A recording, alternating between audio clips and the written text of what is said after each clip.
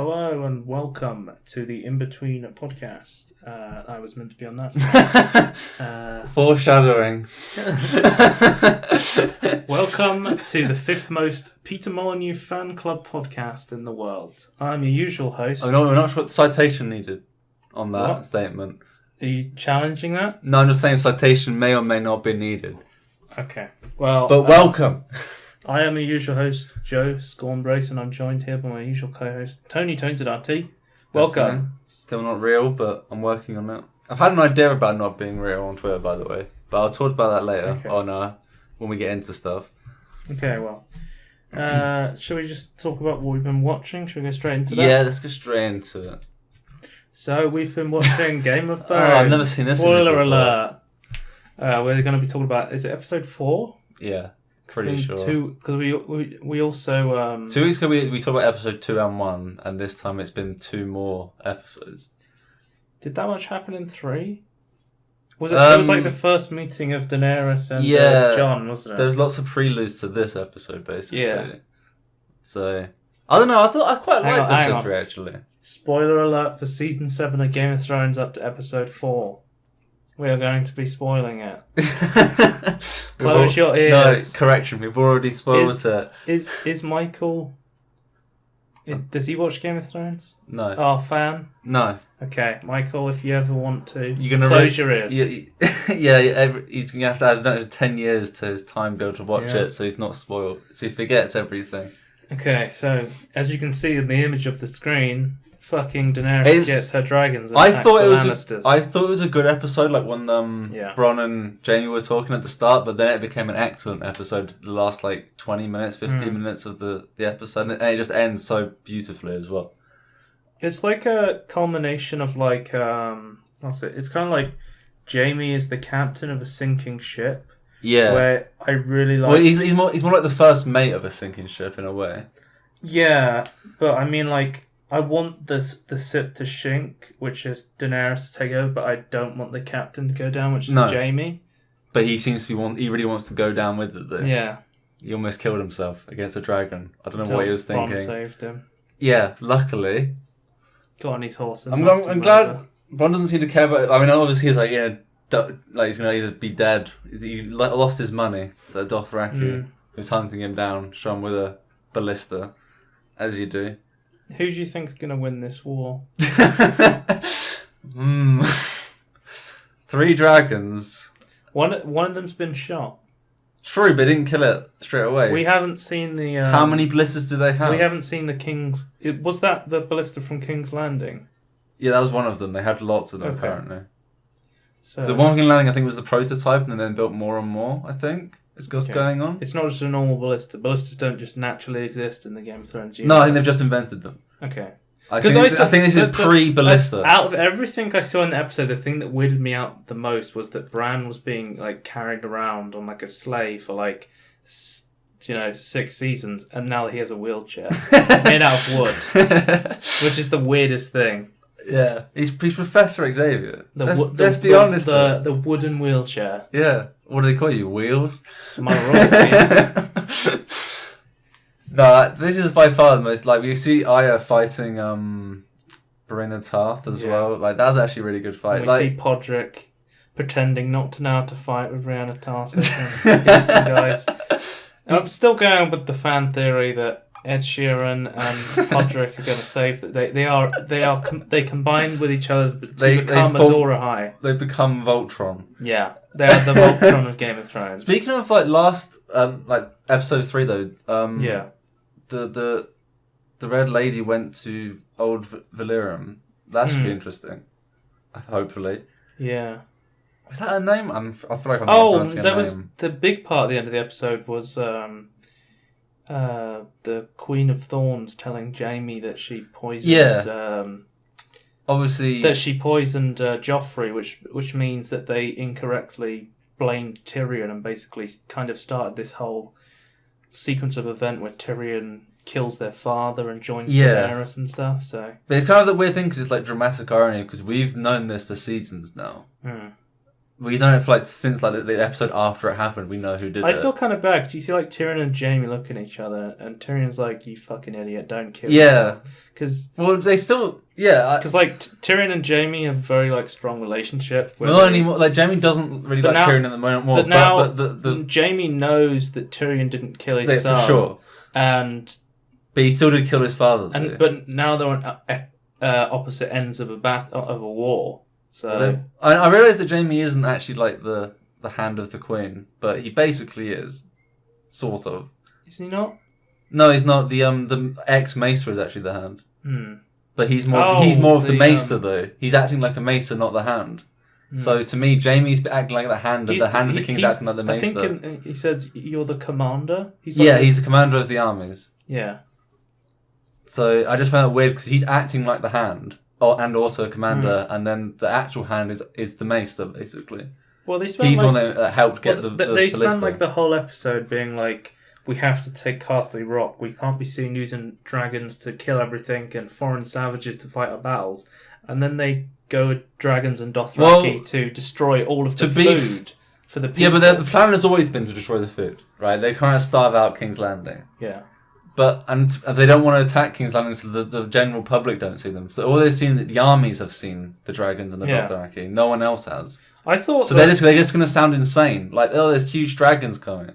I thought that if one of the dragons died in the episode, I would have been okay with it because it's like, oh, you got two more. Well, she only bought one dragon with her. Well, she can only control one at a time. And that's the one she's controlled previously. Okay. But she's like Drakkar, and then it shoots fire. It still might die though. For all we know, we don't know how bad the wound is. Yeah. You know, it's not dead yet, and it's fucking huge. I didn't realize how huge the dragon was until it landed. Would you hold up a shield if a dragon was coming? I would just run. I was expecting. I was actually expecting Bronn to just see the dragon and leg it. Yeah. It's like there's not enough gold in the world. There's not enough castles in the world either. I was expecting more soldiers to just run before they did. Yeah, I found it. I guess because that we only saw like from where the generals were, so they were being like rallied and bolstered up by their commanders. I would have run as quickly as possible. Yeah, even if I saw the dragon. your commander was like right behind you, also holding the line.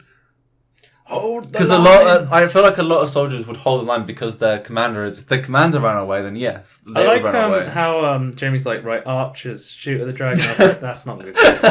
I've seen that in Dragon Age Origins, archers versus a dragon. It doesn't work. I've seen The Hobbit. Yeah, you have to get to the top of the tower with a ballista with a very special bolt, and then shoot the dragon, and then do it over the course of 3 really long, boring movies.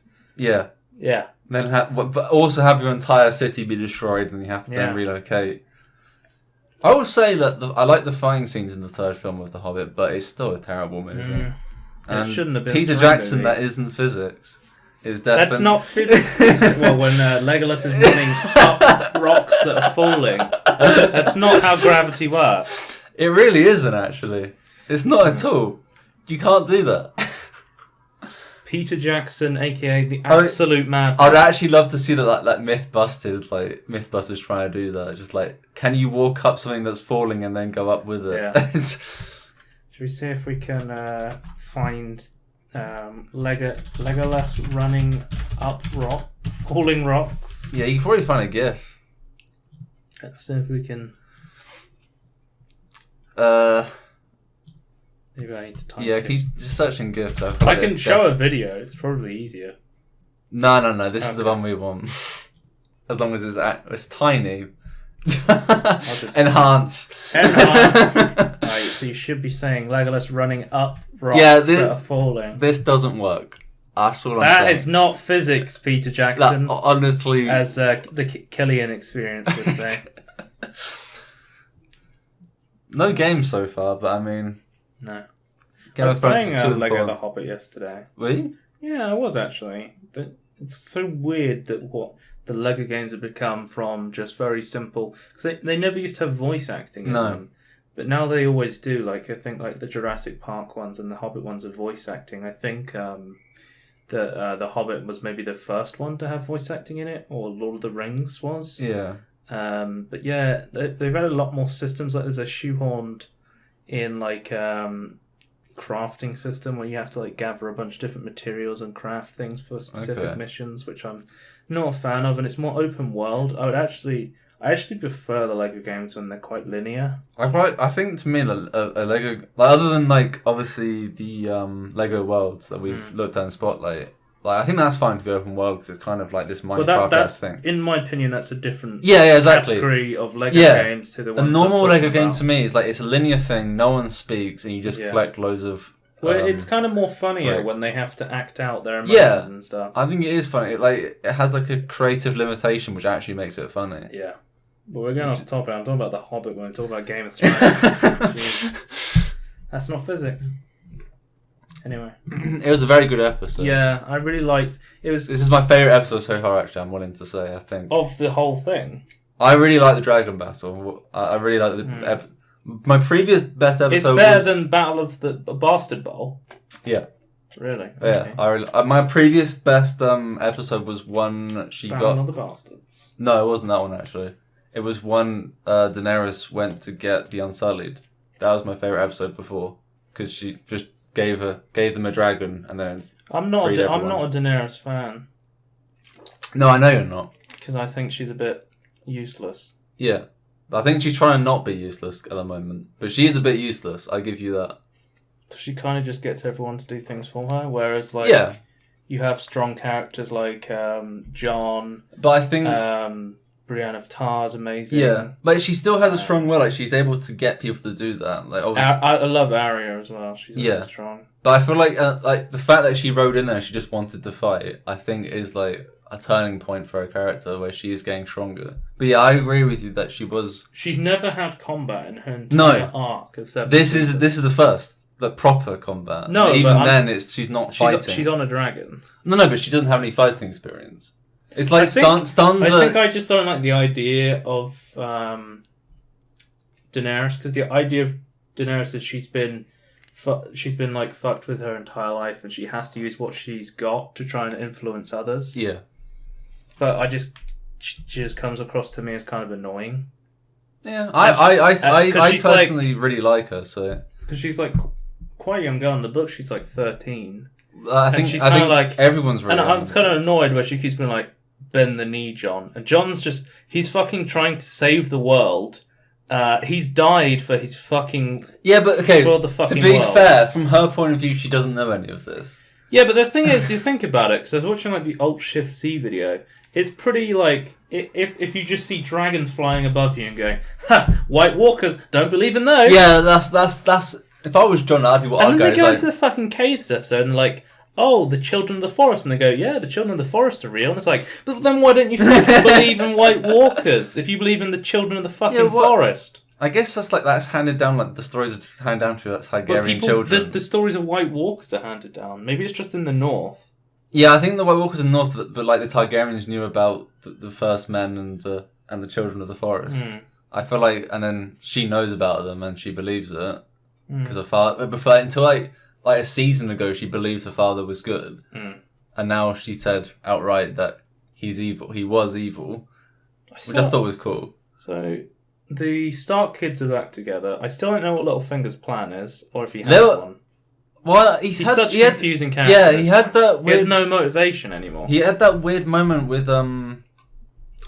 Yeah, Bran. He's just like, oh, I loved your mother, so I'm protecting who she loves. So I'm going to give you a knife that was going to kill you, and he's like, which I planted. And then he's just like, I don't give a shit about anything. I'm the three-eyed raven. Fuck off. No, it just quoted him as like, chaos is a ladder. Chaos is a ladder. and then the other thing was like, shit, how does he know that? Because I think hasn't he only said that to Varys? That's the spider. Yeah. I don't know, probably. I think that's the only time we've heard him say it. But I think Varys is, at this point, they're kind of similar characters, and I think Varys is way more interesting than Littlefinger at this point. Varys, yeah. He's still got his hand in, like, the Daenerys pies, and he's trying to bring this Targaryen to get on the throne and put himself in. Do you believe in him protecting the realm? Do you think he actually has the realm in the best interests, or is it just something for him to get in the place of power? He's never really been that. He's never cared about power. Like, when he gets power, he doesn't use it other than to like help But like in everything I've seen, I feel like he's telling the truth, but I think there is still something hidden that he hasn't told anyone yet. But like Book Varys is way more schemy and Yeah. less about for the Well, he realm. doesn't- But it seems like He doesn't seem very human in the books. Game of Thrones Varys is actually like an actual person who wants to Yeah. protect the world. He actually seems like a person. Which, in the if book. he's a protector of the realm, wouldn't there be more push for him to be like, oh, you should give the dragon glass to Jon Snow and protect from the White Walkers? Well, in fact, he wasn't there in the conversation, but yeah, I think It he was should have Tyrion been. who convinced. Yeah, I think Varys should have been. I always do that because like Valyrian steel and then Varys. It's two similar Well, words. Arya has a Valyrian steel dagger now, and she's in the north, so maybe we'll see her. Well, that was fight some that White was that Walkers. was the dagger that tried to kill. Yeah. We got quite a lot of Valyrian steel in the north now. So there's the dagger. There's Jon's sword. Yeah, Which is not in the north. Oathkeeper is Jaime has Joffrey's sword, right? yeah. So there's Book fucker. yeah. That's the name. That's the name. As soon as the episode came out, and he just chops the book in half, it's like his sword, book fucker. Wasn't it like Widow Slayer or something, or Widow? I can't remember what it was actually called I because don't he actually said it in episode 3. He actually said what Yeah. it was called. Widow's Bane or something. Yeah. I don't know. I don't remember. But yeah. What do you think of Jon and what's his name? The Greyjoy, Theon, Yeah. meeting again? Interesting. I'm not sure what's going to come of it yet. Mm. Because they're both basically there's a king on Dragonstone with Theon. Theon seems kind of determined to go and get I feel like he ran Yara away. back. To be fair, I feel like he ran away because he couldn't do anything right then. So if he retreated, then because he still seemed determined. So I reckon yes, he ran away like a coward, but he still wants to get her back. Like I don't feel like it's because he's being. I feel like he's not trying to get her back just because everyone's like judging him on the ship that he came from. We landed on the beaches. If that makes sense. I feel like he's still trying to be a good person. I feel like Theon's lost so much of his motivation. Yeah. He just doesn't. He doesn't know what he's doing. Yeah.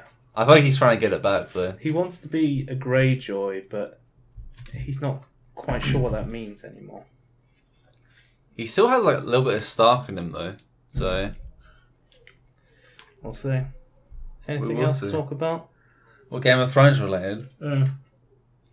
Anything else we forgot?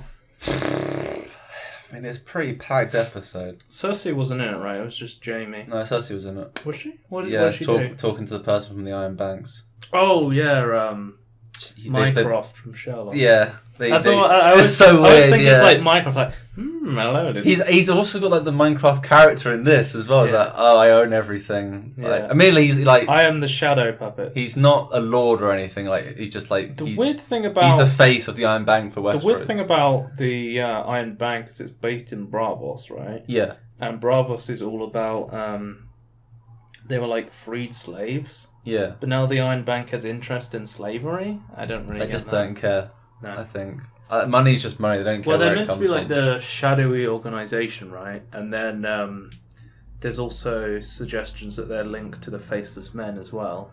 Well, yeah, because the Faceless Men never get stopped by the Iron Bank or anything. Now, so the Lannisters have paid their debts now, and they don't owe In one the go. Iron Bank anything. Yeah. So that should be interesting to see. Well, not only that, they're probably going to get more armies now. I mean, to be fair, their army just got wiped out, so they're going to need another one. It's not the whole army. Well, most of them are on fire, as we can see. Because they still have the pirates, the Greyjoy pirates. What's his name? But what... I hope they have ballistas on their ships then, for their sake, because some dragons coming over to sink their ships is going to be the last really thing quick. we saw was we still don't know what the fate of the Unsullied is because we had the Greyjoys flanking them at Castle Yeah, they've got Rock. no food and they've got some ships according to Tyrion. They said they could retreat back to Dragonstone. So they've still got some ships apparently somehow. I don't think that they've heard from like Grey Worm though. No, they did this. That's when they got the bad news that they did take Castle Rock, but it was worthless and their ships had been sunk. Which, to be fair, is a good pirating maneuver. They did a classic ruse. classic Spanish. No, not Spanish Inquisition. Spanish Inquisition. No, Nobody expects Spanish Inquisition. No, he's doing like a Captain Cook sort of thing. Is it Captain Cook? I feel like I'm mixing up Captain Cook. Old Navy. Yeah, old French people. I don't know. Anyway, I don't think we can talk about Game of Thrones for the entire episode, right? Yeah. Do you want to move on to the clip I've just recently seen? And so I recently was looking at what was recently added to Netflix, and I was watching Asian Provocateur, and I was quite interested in it because I knew the comedian Ramesh Ranganathan. Well, he's quite big. He's quite famous in the UK for being on panel shows, so I knew he was quite funny. I've seen him live. Not well. I'm personally seen him, but I've seen him like stand up live at stuff. the Apollo. Yeah. And but basically he's very British. He was born and he calls himself a coconut because he's brown on the inside and white. No, brown on the outside, white on the inside. So he wants to get back to his Sri Lankan roots because his mum told him to. I showed Tony a clip of it because I told him that I watched it. Yeah. And it's I would describe it as kind of like an Asian idiot abroad. Yeah. So if you want to watch that on Netflix, he's funny. very like dry humor, I would say, in this. Very English, like, British humour. Yeah. So it's actually really, from what I've seen of it, looks really good actually. The way he just there going, what the hell's going on? What's the point of this? What the fuck is a Sonic? That's his reaction, okay. I think. So our first topic this week is YouTube has updated their machine learning, Skynet learning. Oh yes, it's Skynet learning. So they listed this as a commitment to fight terrorism content online. So trying to stop the ISIS videos that had ads on them and stuff. But they've got better detection and faster removal. And you said something about the machine learning, and they're kind of showing when people look up ISIS videos, they're showing them anti-ISIS videos. Which I think that's actually a really cool idea. Like, yeah, sure, it's like technically censoring. Like, it's not freedom of speech, like 100%. But I agree with that. I think. So I think that's a good idea. Apparently, our machine learning systems are faster and more efficient than ever before. Over 75% of the videos were removed for violent extremism over the past month for taken down before receiving a single human flag. The thing is, but that seems to me like a stupid thing to say. Like, I could easily write an algorithm that just flagged every single YouTube video. Is it like 100% better than it was previously? Yeah. That's a useless statistic, YouTube. I mean, that is utterly atrociously useless. It's like buzzwords, like it promotes synergy. Yeah. We're synergizing these mechanics to be able to make it more productive. Yeah. But so as with all good YouTube ideas, they've taken it too far though. Yeah. So even if it doesn't go through a human, they've stated that it can be flawed. So if and the algorithm thinks that it's hate speech, it will immediately take it away from being viewed. So the good point is there's a grievance committee, basically. They're working with 15 additional experts. Yeah, experts inverted commas. Of the Trusted Flagger program. But this is also including the Anti-Defamation League, the No Hate Speech movement, which also called Pepe the Frog a hate symbol. For alt-right people. That is the same organisation that said Pepe the Frog, an internet meme, was a white supremacist symbol. So Google are connecting it to their database, basically, and like getting their expertise on the program. I think having a committee of trusted flaggers to kind of look at the machine is a really good idea. You always want a grievance committee. But giving it to the people who said Pepe the Frog was a hate symbol doesn't give me that much faith. Why can't we have like the YouTube heroes but not the shit version? Like the actual community looking at the videos and then flagging stuff that they believe is hate speech or believe it's inappropriate for YouTube. Why can't we have this copyright system? Well, then the thing, the stupid mass flagging.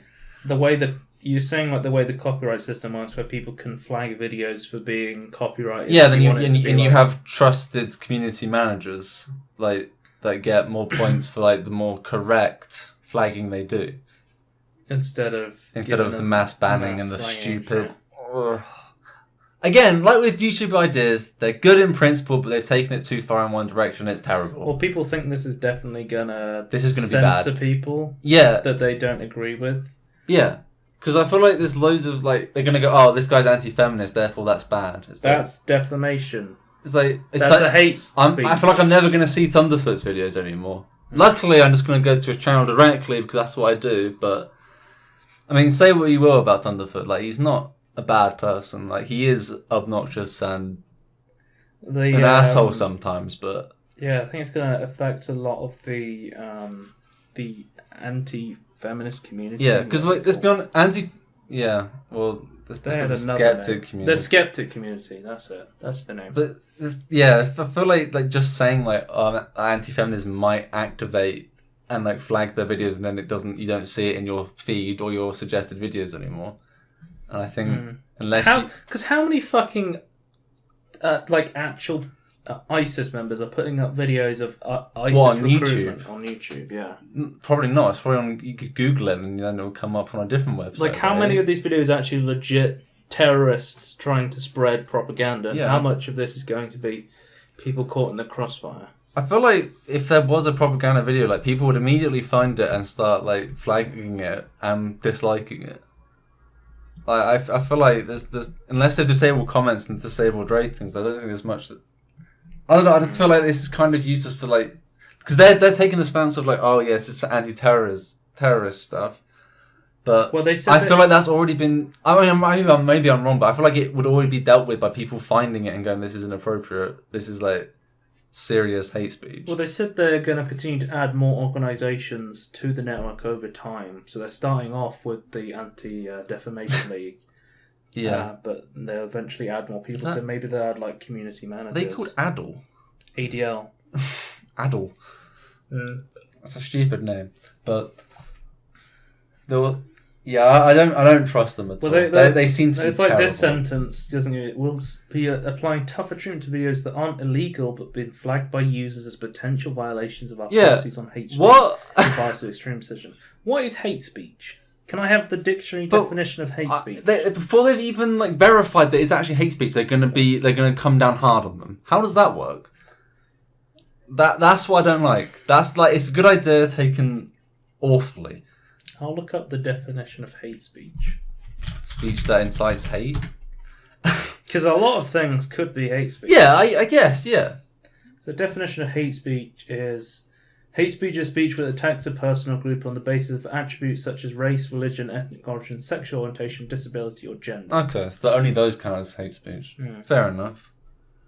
But I think there's going to be a lot of moral grey area. There's going to be lots of stuff that ADL will want to go for because they seem to hate alt-right people for some reason.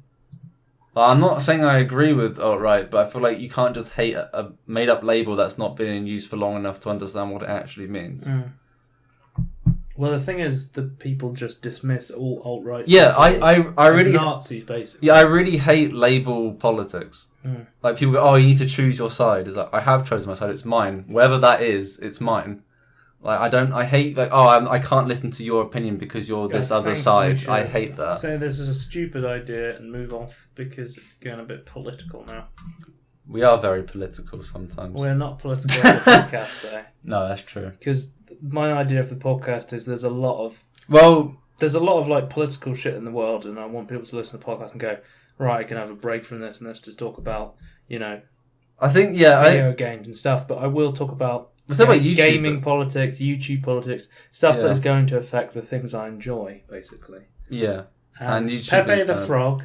You enjoy. He is not a hate symbol. He is a meme, you dip. Fucking hell. Right. So, Blizzard have shut down the legacy server Gummies Burning Crusade.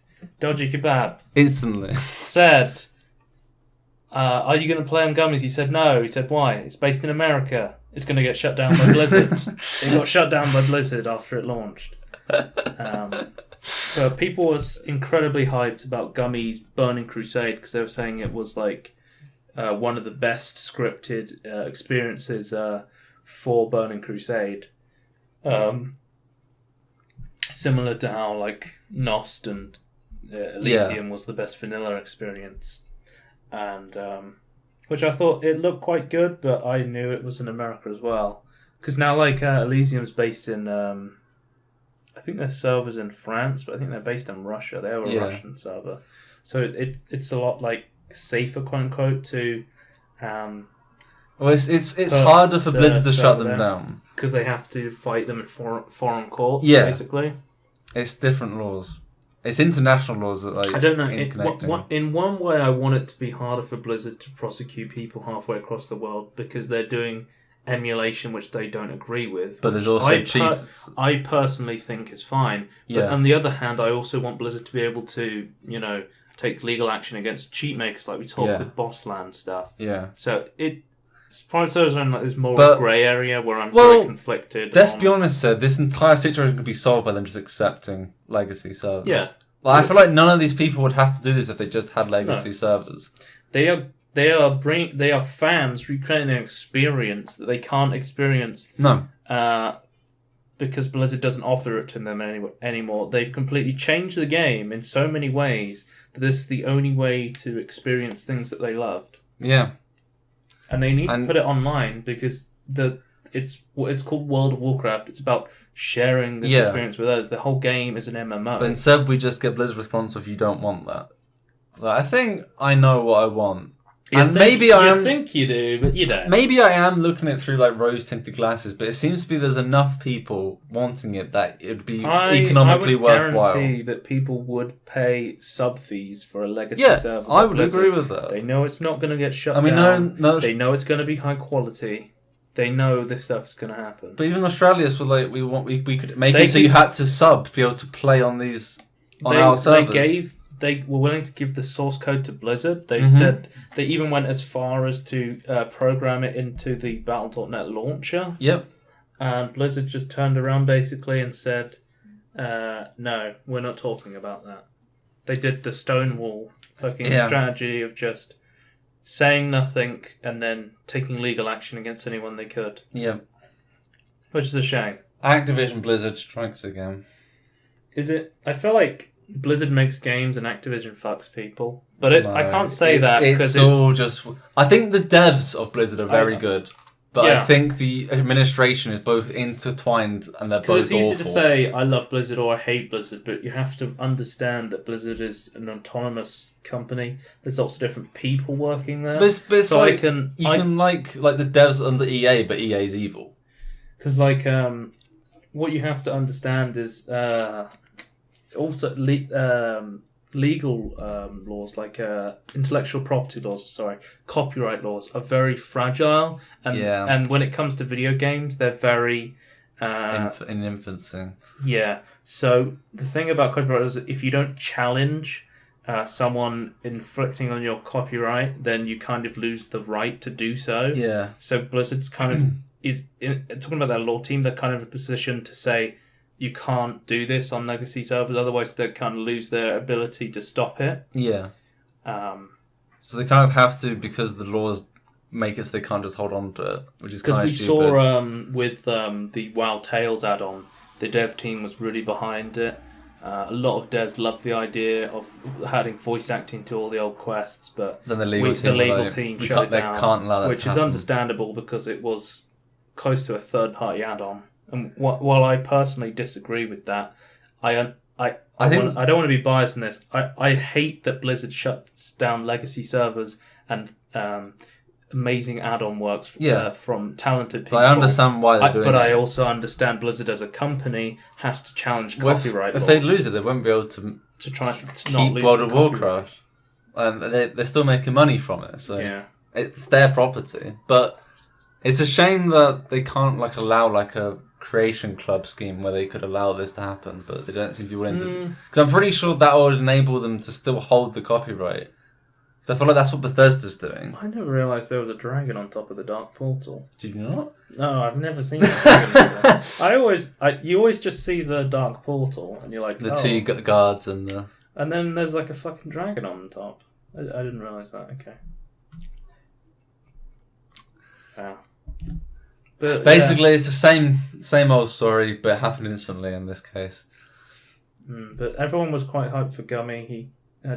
He was a big fan of the Burning Crusade, and he wanted to make a server for the people, for the fans, not to make money. Yeah. I think it's like a huge bonus when people are making these servers literally off the back of themselves and they're not profiting off Blizzard's copyright. They're doing it literally just for the love of the game. Yeah. Those are the best ones. Just it's a shame that in this current day and age that it can't exist. But Blizzard, you could just create legacy servers. Letters to Gummy52 and Filmist, which accused them of allowing users to play altered and illegitimate copies of WoW online without the need of legitimately purchased copy or subscription. As you know, Blizzard has never authorized and, in fact, expressly prohibits the foregoing activity. Yeah. So they're saying that they were doing damage to Blizzard's business because they're allowing people to play online without paying sub fees or buying the game, basically.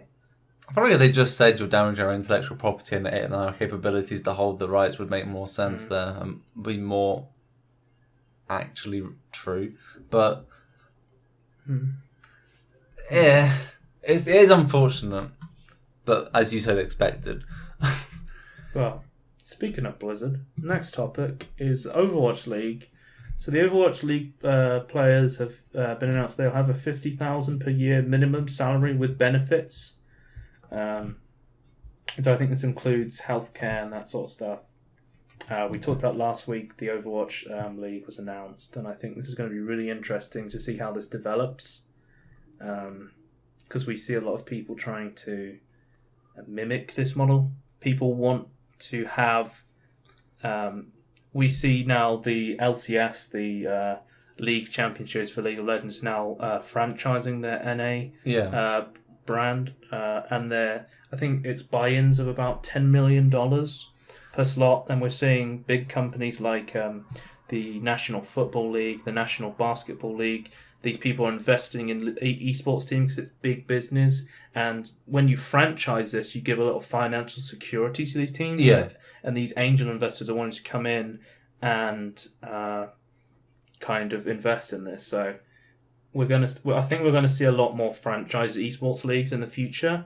And having good benefits for players and looking after players is a really good idea. But yeah, it makes sense. It's a good system. Definitely going to see how the Overwatch League kind of plays out. I hope it's really successful because then, so far, like all of it sounds pretty good for like the actual esports players, and hopefully like becomes like industry standard across like every esport. Well, I know some people don't like franchising because it's kind of there's a part of it that's anti-competitive. So at the moment, like the European League Championship Series still has a what's called a promotion and a relegation tournament. So in a franchise, you play a season and then you go on to the next season and no teams drop out or come in. You're always that team. Yeah. So say like Team Liquid was at the bottom. The next year, Team Liquid would still be there. But one thing the franchise allows you to do is to build a good structure for a team, and then you can bring in new players and kind of develop it. And you're not kind of just sandbagging games, just like, we can't lose, so what's the point of even trying? Yeah. They have a kind of brand identity to kind of stop this. It's crazy. He's investing. Like it was rumors that Disney is investing in Team Liquid, the esports team. Really? Okay. Yeah. Like there's big investors in it. But then you have like the European LCS at the moment, which now has the relegation promotion tournament. So the bottom team, if they lose, they go into a tournament where the top team from the Challenger Series fights them. So if they're not good enough, they get kicked out. Yeah. And then the better team goes in, and it's always competitive. Yeah. So some people like franchising because it gives security for players. Yeah. It gives securities for teams. It's very good for the owners and the players, but some people prefer the European LCS format, and then there's even the open circuit format for stuff like Counter-Strike, where you have a bunch of major tournaments like the ESL majors, DreamHack, that sort of stuff. So it's quite interesting. I feel like looking at different esports kind of structures. I feel like they could all coexist though in their own little niches. I say little, big niches. Well, because like CSGO is one of the most popular esports out there, and they've shown that the circuit format can work because they are entirely on a circuit format without having, a world championship and structured leagues, stuff like that. The longer like a structure goes on for, the more investors you'll get of some description because they realise it's there's safer. definitely people investing in the circuits of CSGO, so it shows that people are interested in that as well. But I think franchising is definitely the it's probably a quicker way to get more stability. Franchising is definitely the way investors want to. Yeah. Well, it's what they used to, though, I guess. So it's been going on for decades. So I actually made a video a while ago called "Why It's Hard to Be a League of Legends fan," kind of esports fan, right? Yeah. And I talked about how when I'm a fan of an esports team, I'm a fan of the team, but am I a fan of the 5 players? If a player changes, am I still a fan of the team or the player? Yeah. And then what happens if they get kicked out? That's like am I still a fan of that team? That's like the football problem, isn't it? Or like a rugby problem. But now, with franchising like they have in the National Football League, I can be a fan of, I don't know, let's say H2K. Yeah. And I can always, if it was franchised, I could always be a fan of H2K because they would never get kicked out, and that adds to like merchandise and stuff. So buying into a team or buying merchandise or supporting a team isn't as big as a risk as it is. Yeah. And that kind of helps with fandom, which then generates more hype in the end. And more, it's more hype, more entertainment. It's going to be more viewers and more money in the end. From an outsider's perspective, like both seem to have its benefits in different ways. And I can understand the why someone would prefer one to the other. But I feel like this is a good move though. I feel like this is what I want to say is what most people would like to some degree for investors. I'm definitely going to see how the Overwatch League plays out, and I'm definitely going to watch how the North American LCS for League of Legends plays out as well, just to kind of see how franchising goes. And then see if I like it, see if I don't like it, see what parts I do and don't. Yeah. But at the moment, even in the NALCS before it's franchised, you're seeing like Team Liquid's like a bottom team, and they're already putting a bunch of money buying lots of different players, and it's still resulting in this really awful team. So even though they have kind of they've been around a while and they have the structure there, it's still not giving them the security to kind of stay in the LCS. Yeah. They're still putting a lot of money and not getting a lot out of it. And that kind of scares me that bottom teams can just kind of go, 0-20 in a season. And they're just like, well, see you next season. Yeah. Which, But whose fault is that though? I mean, it's the fault of the structure that they don't need to win to stay in. Yeah, I guess what you mean. Because if you're not good enough to play, then you're out in a relegation promotion structure. Yeah, because they're being forced to stay there, they will always just be at the bottom. And if you're in an open circuit, but is that necessarily a problem if you have loads of teams though? Well, not loads, but like you just keep slowly increasing the number of teams you have. Would it then, and then you're at the bottom of is it a massive problem? Anyway. Let's move on to the next topic, which is quite a big topic in my opinion. The biggie. This is PlayerUnknown Battlegrounds is probably the biggest game of this year so far, I'd say. What else has come out in 2017? Yeah. It's been a slow year. I mean, what games have I even played this year? There's indie games that I want to play and like the look of, but I haven't really. I'd have to look it up actually, but this is probably the smash hit of this year. So it's a battle royale game. Hang on, PlayerUnknown Battlegrounds. Yeah, I think. Pub. I think that's what that's the acronym. So I think this man is PlayerUnknown because he's not. You can't see his face. He's an unknown player or something. I've never played it, but I think maybe the guy who made the game is called PlayerUnknown. I don't know. I know you like make a character, you go down with nothing, then you just scavenge stuff, and then the map slowly gets smaller. So it originally started off as a DayZ mod. Yeah. So the Battle Royale kind of game mode. It's like a mod of a mod? Or is it... It's called Battle Royale because it's based on the film Battle Royale. Yeah. Is it Japanese film? Where a bunch of kids, and then they make them fight to the death. It's like the Hunger Games, but not. The Battle Royale came first. Yeah, absolutely. There was the Hunger Games, basically. So it's kind of like the Battle Royale Hunger Games game mode. But yeah, it's quite popular because it's like a standalone version because it was originally a mod. And then people are really enjoying this standalone version where you go down on a plane, you land in a random place, and then you have to scavenge for guns and kill everyone. I personally don't understand the appeal, but people seem to like it a lot. I understand the appeal the more that I see about it. No, I just find it really boring to watch videos on it. I don't watch any. I don't think. I don't watch people play it, but seeing. No. But that's how I normally watch people play a game. I was like, oh, this was like a really good game. No, but I think it's a good game to play, and I don't think it's that interesting game to watch. I've never found a game where it's like, oh, this is bad to watch, but it's good to play. I've never actually had that in my life. Book of Demons. No, I was able to watch you play it. Does that count? Because I watched the trailer and I was like, this game doesn't look good. And there wasn't until I played it until I figured out it was I'll good. give you that. I like the trailer though. I think there is... But I understand that there was more to it from like playing it. I think there's legitimately a lot of games that I don't get until I play them. But if I watch someone like I know, like NerdCube, Tell Biscuit, or like Donkey or something, like play a game, even if if they say, oh, you have to play this game to like play it, they'll probably say that. If they were doing Book of Demons, they're like, oh, you have to be able to play it to feel it. The kind of mindset that you can say whether you like or don't like a game based on watching someone else play it. I've even had it where it's like... But I can't recommend a game unless I've played it myself. Yeah. I've even had it where it's like Toby was saying like, oh, I don't like this game, but I was watching him play it and it looked really fun. So I've even had it like in reverse. So to me, I have to be able to see it and like it to be able to want to play it. I don't give a shit about the Battle Royale game mode kind of thing initially, but this actually looks quite good actually for what it is. Because you kind of... The problem was... the survival stuff combined with hunting each other?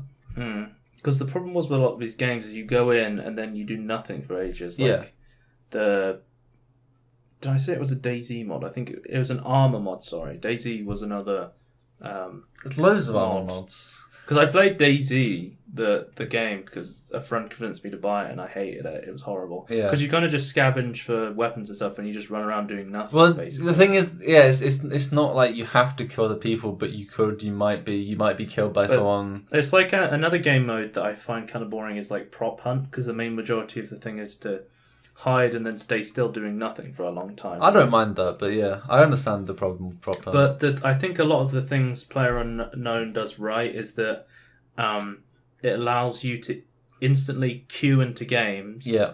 And then you can queue as friends, can't you? You can solo queue, duo queue, and queue with like a party of people, so you all go together, which is really cool. That is really cool. And then you go into the game, and then you scavenge and you kill people and you die. But the thing is, usually after you died, you're like, oh, I have to wait for this round to enter so I can get to the next round, and that's really boring. But then you just leave. But now, in PlayerUnknown Battleground, you can just go, he just gives you a bunch of money for playing, or how many kills you got, and then you instantly just queue into another game. For you, the game's ended. It feels like the dead time that was a problem with a lot of those games. Yeah, to be fair, it's kind of interesting though, isn't it? It's like, why, if you're in a game mode, like in a game, like that game is completed for you, like why can't you just leave? Like I feel weird in other games now. Like now PlayerUnknown Battlegrounds is here. It's like, it feels weird that, why would you have to wait until it ends for you to actually leave? Because for you, it's already ended. Surely it can already calculate what experience and whatever else you're going to get is. I don't really understand the currency system though, because I assume it's for cosmetics, but your character's also like naked when you spawn into the game. Yeah, but you can like change like some clothing stuff. Right. Like you still have like base clothes, you just don't have any armor. I have to talk to someone who's played this game because we haven't played it. No. And I'm, as I said, not a big fan of what I've seen, but I've seen a little bit of videos of it. Because I would be interested to play this. But from what I've seen, NerdCube always looks... I saw like a little bit of his like character creation, and he's never changed the character he created. I feel like it's a game I wouldn't play by myself, but if somebody was like, "Hey, I got this game for you. Do you want to play it together?" I could actually understand playing with someone else, but like I mainly see people playing it alone, and I don't get that. But I can understand like surviving together though. That to me makes sense. So, PlayerUnknown really fucking popular. It's so popular it peaked at 518k players now battling with Valve's top titles. It overtook CS:GO, its peak of 509k, which is like by far I think it's the second most popular game on Steam after Dota 2. Yeah. We'll see if it can overtake Dota 2 eventually, because Dota 2 is 1.3 million. Jesus. That is a lot of people. Peak players, which is kind of crazy. People love Dota 2, especially Russians. Why? Yeah, what's up with that? I don't know. They love Dota 2. They love World of Warcraft. They love CS:GO as well. Like Blizzard and Steam, if they combined, then the Russians would love it. Well, we've seen an even bigger increase in Steam, because Steam just hit a peak of 67 million monthly users as well, which is cool. It's a lot of people. It has now has 67 million monthly active users, and Material Sense Tom Halswell, the company, also said its game platform had 33 million daily active users and peaks at 14 million concurrent users each day. So Steam's really fucking big. We knew this, but it's been getting bigger. It's getting bigger and bigger, PC gaming, especially... Which doesn't make sense. Because originally the big game was H1Z1 for yeah, Battle Royale. That's true. And PlayerUnknown Battlegrounds kind of overtaken it, I think. H1Z1 had some issues, and kind of PlayerUnknown Battlegrounds overtook fixed some of them. It's kind of like these are still kind of like the same like survival games. It's almost this nomadic sort of people looking for the correct game. It's still moving from one to another. H1Z1 was a zombie game, and then it had the Battle Royale game mode. Yeah. But now PlayerUnknown is a standalone Battle Royale game. That's the only thing to the game. Yeah. It's a multiplayer only. It's like a weird. Game. It's like a weird evolution of this nomadic tribe moving around and what they want from the game. I find it really weird, but also very interesting.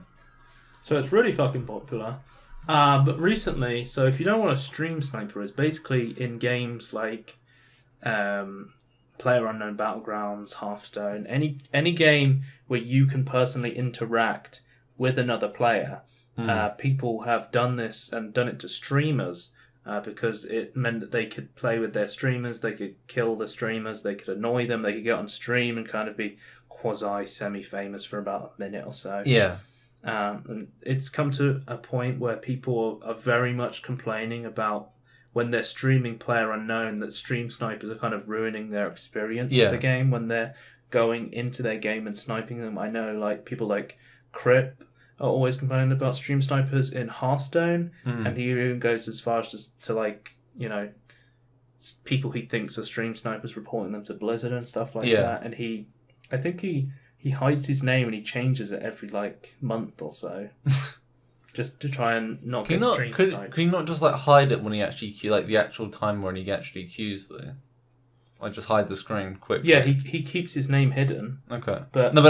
When he clicks the button to like start queuing, can you not just hide that and then only show the game once he's in the game? I think he sometimes does that. Because I feel like that would mitigate. Like obviously it won't stop, but it would mitigate a lot of the problems. A lot of people were getting like on Crip's friends list, and then they would build like insane arena decks, like the most ridiculous deck, and then they just queue at the same time as him because it shows you what time he's queuing in real time on the friends list. That's a bit silly. Can you not go like invisible on that or something? It's like no, but they are there. I don't know if I've talked about this, but they found in the Hearthstone files that they're going to add an invisible mode. Oh, thank God.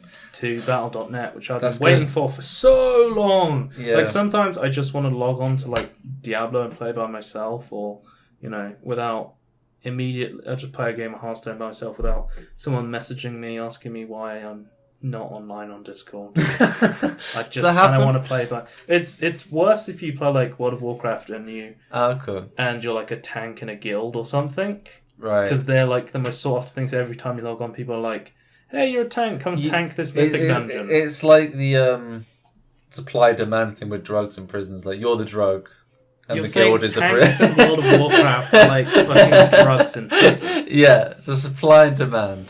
But I'm excited to see invisible mode. But yeah, what was I saying? Oh, Crip Hearthstone. Because like it's like every time you build like an insane arena deck, it's like, what do I do with this? And it's like, snipe Crip. Because when you're playing the game, when you get to a certain amount of wins, you can kind of you can tell when you're going to queue into someone. So if you have like 7 wins, 2 losses, and you have 7 wins, 2 losses, and you queue at the same time, there's a really high chance that it'll match you with him because you're around the same loss win.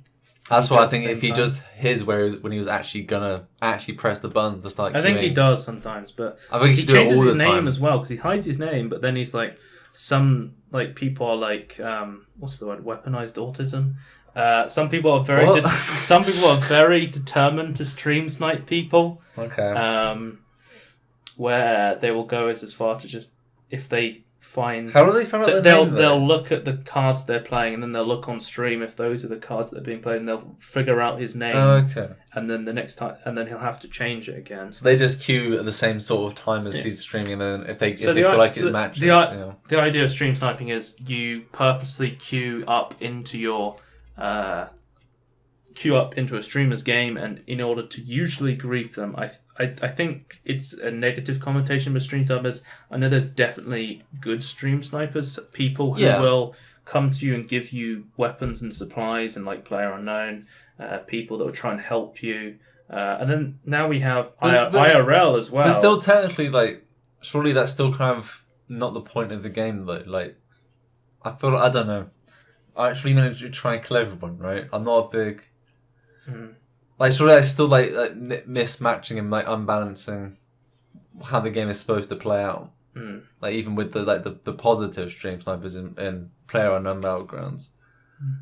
Well, now with the IRL section, we have in real life stream snipers, and they've kind of got this name as stream snipers now because they're kind of doing the thing of finding out where they are in the game and then joining them. But now people are streaming their location, and they're watching the stream and find the location, and they're coming up to them in real life. And we've seen, because there's like funny stream snipers, there's cringe stream snipers, there's annoying. So you say bad for stream the snipers. real life ones, like it's like quintessential for them to be good streams in a way.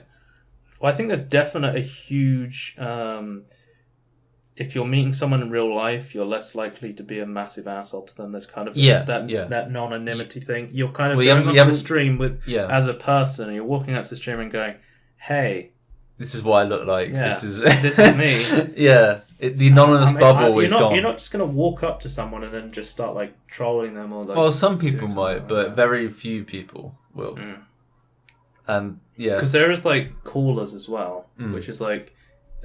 People will find out the address of the place that the IRL streamer's at, and they'll call the address saying, "Oh, I need to talk to the streamer. I want to be on the stream." Or there's people who take it too far, and they'll say, "This man is a bomb," or they'll there's also another thing that's kind of related called swatting, where very extremely disturbed people will actually try and get the streamer shot or arrested by calling in fake bomb threats to the police and stuff, which is fucking illegal and ridiculous that they do that shit. But I just wanted to talk about kind of the idea of stream sniping across video games, and now we have the IRL's live vlogging kind of section. So there's two stream snipings basically, because they're both not completely different, but I just want to talk about the idea of stream, because like we've seen like a really positive effect of stream snipers where Iceberg recently had the Fear Factor stream, where he was doing like challenges with stream snipers, and he got them all together for money, and it was very entertaining. And there's like quite a few stream snipers who are quite entertaining, and it's nice to see them because they're like fans of the stream and stuff. And there's some that are just the average viewer of that stream, so they're like very socially awkward and not good, entertainment. But anyway, going back to PlayerUnknown Battleground. So recently, PlayerUnknown Battleground actually banned a player for stream sniping, because they're streaming their location in the game basically, and they're showing off where they were, and they were watching the stream and then using that to kill them over and over again. But the guy said, "I wasn't stream sniping. I don't even know who these people are. I was just playing the game." So that's the kind of controversy at the moment, is that I think there is legitimately people who are very good. No, I think there's legitimately people who just aren't watching the stream, aren't stream snipers, because like some people, like every time someone like ropes him, he's like, "Oh, he's a stream sniper. He's trying to waste my time." It's like, well, what if there was a guy who's just sat there, who's never seen your stream, and he has a poor internet connection and he's trying to play the game, and then suddenly Blizzard bans him. Yeah. Because I would rather hundreds of stream snipers not get banned in order for that one guy to just not get fucked over by this big streamer, because it's kind of like bullying, right? It's like, I have this power over people, I decide who gets banned and whatnot. I just think though, at least it's not like the Twitch approach, which is banning the streamer. Oh, you're creating lots of bad problems, we're going to ban you, even though it's not you. But yeah, no, I do agree with you though. Like, I think this definitely can be abused, because I think a lot of streamers are kind of the people who are like, oh, that person's definitely stream sniping. That guy is better. He's stream sniping. We ban him. Well, it's like the old Call of Duty. Oh, this guy's hacking. Like, you might just be really good, or you've got really bad internet. Like, you don't know. But like, no one's gonna admit. Like, people don't like admitting they have bad internet, and people don't like admitting they're bad, or someone's better than them. And so they just go to the first approach of... This guy must be hacking. This guy must be stream sniping. This guy must be using hacks, or he's a bot, or he's... I feel like you need to prove it before you can ban people. So they released a statement saying... the player unknown released a statement saying the Battlegrounds player banned for stream sniping. I think they were they were stream sniping like what was it, Summit and Shroud or something. Okay. But they said he tried to join the same lobby as the target multiple times. They said that he basically he would stream snipe them and then leave as soon as they left. Right. If he didn't kill them, they kind of had this system where they detected that if someone joins someone who's streaming multiple times and leaves when they leave, just to try and snipe them. But they still haven't really shown the data for this or how they're using this, and they haven't shown that they're just not manually banning these people if someone requests it. So I kind of don't trust it. Like, you want to see more transparency to be able to figure out what's going on exactly. Because always the onus of they're not going to doubt the streamer. They're going to trust the streamer over the random player, because the streamer is advertising their game to thousands of people. Yeah. And they want to make the experience as good for them, because it's like free publicity basically for them. And I don't know, that it kind of just rubs me the wrong way that they're I feel like kind of trying to shut down a lot of people that are suspected stream snipers. Yeah, there should be more proof required. Because I know Total Biscuit said recently on Twitter he was interested in playing PlayerUnknown Battleground, even like streaming on Twitch, but this kind of stream sniping debacle kind of rubbed him the wrong way as well, where he kind of not interested anymore because of the controversy between this. I don't think banning stream snipers is the way to go, even if they are legitimately stream sniping someone over and over again. I think the fact that you're streaming yourself to thousands of people and showing your location on the map and that sort of stuff is that you're choosing to do that. Yeah. You're saying they should blank out where they are, or... Well, I'm saying it's kind of part of the territory, basically. Yeah. I can't... But do you not think of like something to at least make it better, I can try and devil's advocate and say, oh, they shouldn't have to put up with this just because they're streaming. I agree with you, but I feel like there should still be systems that can make it better for both parts, like better for the streamers without hindering anyone else. I feel like there must be a system. I would rather have stream snipers, snipe games over and over again than overzealous banning. Than to have people just on a whim get banned because someone said that they're stream sniping. Yeah, I would agree with that, but I feel like there should still be a system to allow. I don't know. I think there is some solution to at least mitigate it, but I don't know what it is. I can't think of one off the top of my head. So yeah, it does seem to be a big problem. It's hard to say which side's right and which one's wrong. I understand both sides. I don't want people to get overly jealous banned, but I also don't want not just the streamers' experience being ruined, but kind of like the entire teams of the game that they're in is kind of being ruined as well.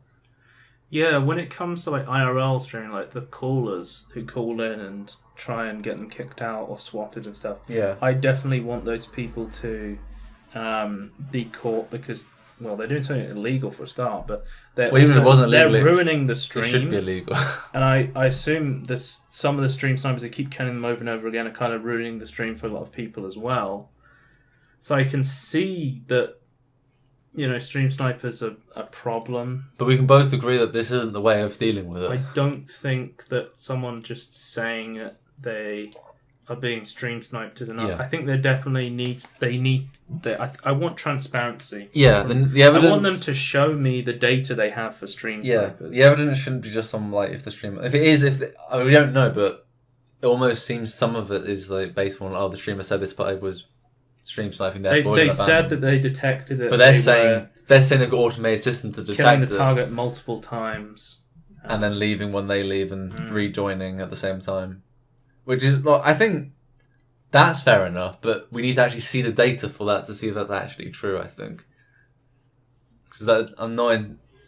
Because you're saying you don't entirely trust it, you feel like it might not be actually what's going down. Elsewhere, popular streamer Grims has discussed on his channel getting stream snipers banned multiple times by providing Bluehole with all the necessary information. He points out that all these people said they were innocent too, though those stories didn't end up on the most popular post on Reddit.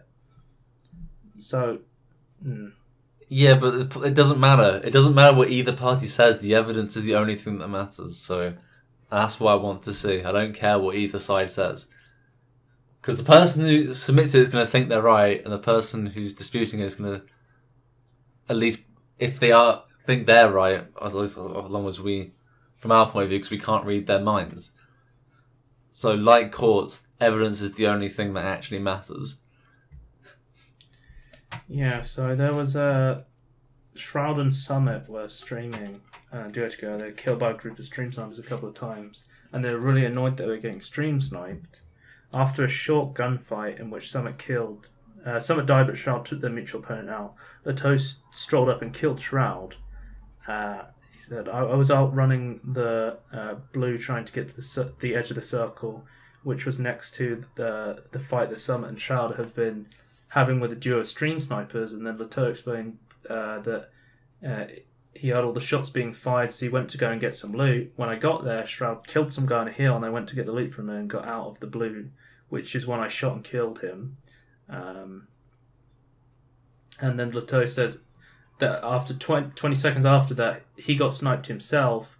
He then loaded into another game, eventually died, and then was booted to the screen that said he was banned. And the assumption is that the mass report had come from the stream viewers. Yeah. Who were like, these guys got stream sniped beforehand, so they're like, oh, another stream sniper. Everyone's stream sniping me. Yeah. Everyone's out to get me. Like, super paranoid sort of thing. That's too far. That does sound where very... random players are just getting banned, and the player unknown is on the side of the streamers because that's where the money is. Yeah, so both sides seem plausible, but in the end, only evidence counts. So we need more transparency, I think, to figure out what's the actually number going one on. thing I will say about probably every games company is that we want lots of communication and transparency. Yeah, the two most important things to having a successful community and player base. I don't think that's just gaming. That's everything. Yeah, Twitch, YouTube, everything. Government. Yeah, transparency and communication. Yeah, that's what humans are bad at. That's how humanity's transparency evolved. and communication is how you build the strongest bonds and relationships. Yes, that's what we need to have strong and stable Britain. By not just saying strong and stable, you actually do it. But yeah, that's not the political. Okay. You keep trying to make this political podcast, Tony. You son of a gun. I'm Pepe the Frog all over Anyway, again. Stardew Valley news. We announced that multiplayer was coming in 2018. It's on its way. Soon TM. We see a lot of soon TMs these days, don't we? So there's a chunk of work is almost complete, and we're looking towards what's next, implementing the farmhand cabins, UI and menus, events and festivals, multiplayer NPC relationships, polish, testing, and optimization. Can I just say, Early 2018. How did Notch add multiplayer to Minecraft? Like, is he just really good at like network stuff? That amazes me that he himself added enough it. about coding to say whether Notch is just a god of network. Yeah, I don't get it because all these other indie games are like, it's taking like years to be able to get it. Which I understand, like networking can be hard. Notch built multiplayer for Minecraft while it was still in its really early development stages, like when it was in really early alpha. So the game was built with multiplayer built into it. But the thing with Stardew Valley is it's built as a heavily single player farming experience, and now they have to go, shit, how do we turn this into a To be multiplayer fair, experience? like initially when Notch created Minecraft, he had like a single player version and multiplayer version, and then eventually he realized that I think him and Jeb realized that they had to make Put the them single together. player and the multiplayer be exactly the same. Yeah. So Because now Minecraft runs a server and a client even if you're on single player, and when you pause, but in single player, if you pause the game, it pauses the server, which I kind of it's interesting because now it means that if you lag out the game, you can still technically move in the client, but it's not updating on the server. Because originally the single player was survival, and then the multiplayer was creative only, and then Initially, they realized that they weren't separate game modes; they were the same game. Then people wanted to play survival together. People wanted to. Initially, remember like the Halloween Nether update? Initially, that wasn't for multiplayer, like right at the start. Anyway, coming early 2018. Coming soon. Soon TM. So, big news actually. Guild Wars 2, I think it was like one of the most profitable games of 2016. Yeah, with the third, wasn't it? It was like Overwatch. Dota was on there? Another game. I don't quite remember. Another game. It was Guild Wars 2. Overwatch made like crazy money. I was so surprised how much money Guild Wars 2 made though. But they are... Which is funny because I actually think a lot of the newest cosmetics they're adding are kind of shit, but let's ignore that. Okay. So they've just announced the brand new Guild Wars 2 expansion, Path of Fire. So this is the second expansion for Guild Wars 2, which originally came out, when was it? It was a while ago now. It's like 2012? I want to say 2012 or 2013 or something in the end. So it's been up... This is 5 years old now. But 2 years ago, the first expansion came out. Yeah, Heart of Thorns. I wanted to say Heart of the Swarm. Yeah, no, it's very similar, isn't it? It's confusing. But yeah, they basically announced this just out of the blue, like, hey, we're making another expansion. It was actually odd because like a couple of months ago, I was like, do you think they're going to make an... I was talking to Score and Retorts and I was just like, do you think they're making another expansion? Because I feel like that's something they would do. Because we've played a lot of Guild Wars 2 now. Or you've played a bit more than me, but... And Score and Retorts have played a lot more than me, yeah. I have got to max level with a character, so I've played... Well, you got to max level of character, but not a max level of masteries. You didn't get the. I don't expansion. have the expansion. No. I bought the base game. I've played it since closed beta through the pre-order. But yeah, one of the biggest things they're adding is now they're adding mounts to the game because with Heart of the Thorns they added gliders, which eventually the developers realized, oh yeah, they're just using it to bypass enemies. Obviously they would, but point is, if you've made an area where you have to kill enemies to get stuff, like why wouldn't you want to dodge them? Because once you're in combat, it's very hard to glide away. Because in Guild Wars, you get I don't know if it's the same for WoW, but when in Guild Wars you get hit, your speed slows down. Your combat speed is slower than our combat speed.